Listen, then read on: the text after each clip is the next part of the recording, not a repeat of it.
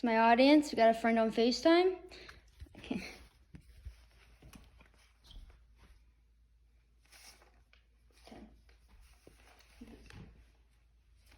By the show of hands, how many of you have one or more social media platforms?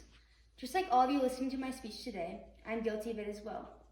Social media is society's new way of connecting with each other far and wide. It is scary that you can know so much about someone's life just through a screen. Our world has transitioned drastically with the use of smartphones and social media. But to what extent and when is it too much? This is when we ask ourselves, how much is this really benefiting us, or is it doing the opposite? Although social media platforms provide a great way to connect with others, it comes with a price and a lot of harmful effects. Many studies have proved to find a big link between social media use and the risk of depression, anxiety, loneliness, envy, and hindered social skills. It's the 21st century. We're all credible to discuss this topic, but the matter is who's really willing to talk about what this is doing to our mental health and the social aspects of our everyday life, which is why I'm here today. This is my attempt to persuade you all to take a step back from social media by covering the addiction of social media, ways it's ruining our mental health, and killing our socialization skills. The first thing I want to touch on is the addiction behind social media. Nowadays, the last thing we do before we go to bed, and the first thing we do when we wake up in the mornings, is check our phones, and more specifically, our social media accounts. It is sadly our new norm.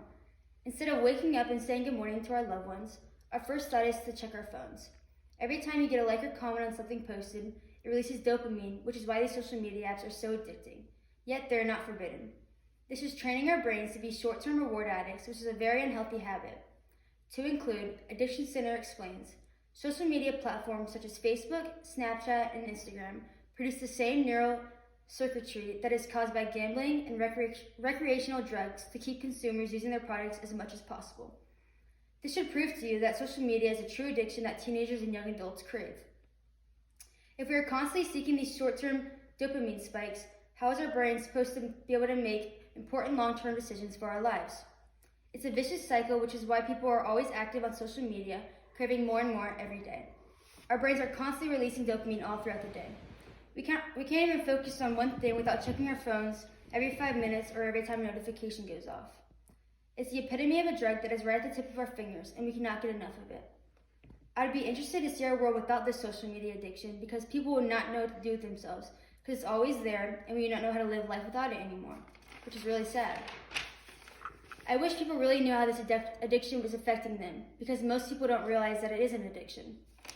So right here is the frequency of teens' use of social media, and you can see that the percentage of people that use it more than once a day is much higher than people that use it just once a day, or several times a week, or once a week, and so yeah. To move on, have you ever thought that the reason you may feel so lonely, anxious, and depressed is because of social media? It is funny, because though we are all connected through these platforms, it's almost making us feel lonelier, even though it's really intended to do the opposite. It's almost like it's hindering our ability to connect with others, like we used to be able to. But why? What is it about sites like Facebook and Instagram that's making us feel so lonely?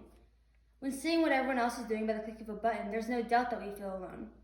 Seeing people constantly post and hang out with their friends, going on fun trips, and experiencing life is provoking FOMO, which is the fear of missing out.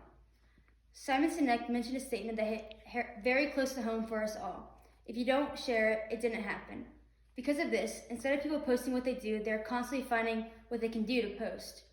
Which brings me to the fact that social media has caused individuals to stress over seeking others' approval online and how they can make their lives look better than others. Ever since social media, the lack of self-esteem throughout society has become a major issue. Teens are measuring their self-worth based on the amount of likes and comments they get. If there are posts that aren't getting that certain amount of attention, they think something is wrong with them or that they are not enough. There is this ongoing societal pressure of reaching this invisible perfectionism. There's no such thing as perfection in society, but social media apps are sure making us think differently. There is no doubt that teens these days are more depressed than they've ever been, because they're struggling with themselves from being so in tune to the toxic part of social media. For instance, some experts see the rise in depression as evidence that the connections social media users form electronically are less emotionally satisfying, leaving them feeling socially isolated, which brings me to my next point. So, you see here, so it's a total of percentage of mental health issues in society, and the red is anxiety, the green is depression, and the blue is stress. that's all caused from social media. Is social media and the technology that makes it accessible hindering people's social skills? It is a fact that the more time an individual spends on social media, the more socially isolated they feel and become, but I feel like they don't really realize it. With social media being so popular, it is very common that teens are comfortable hiding behind a screen. Yes, indeed, it's called social media, but in the midst of it all, it's not really social, so I would say it's an oxymoron. According to Common Sense Media, a third of teens agree either strongly or somewhat that using social media takes away from the time they could be spending with people face to face.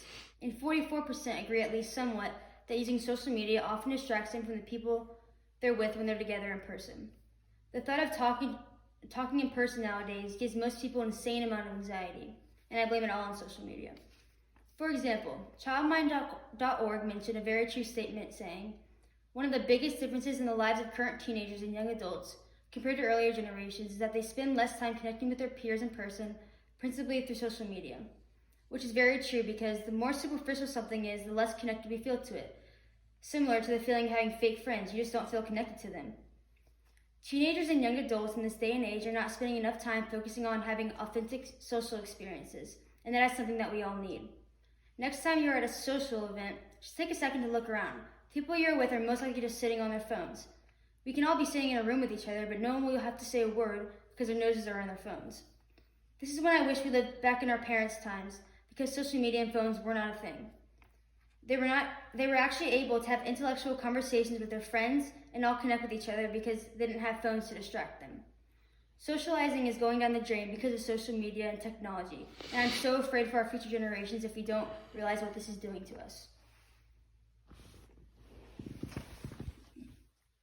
And there's a picture of just everyone on their phones, because that's kind of what society looks like today, and it's very sad. So I would like to wrap things up today by highlighting the information I've displayed about the mental health and social effects that technology and these platforms are doing to an individual. It is important that we realize these dangers because they can, for the most part, go easily unnoticed because of how frequent technology is used in everyday life. To be specific, social media is the main problem that is responsible for turning people down in society.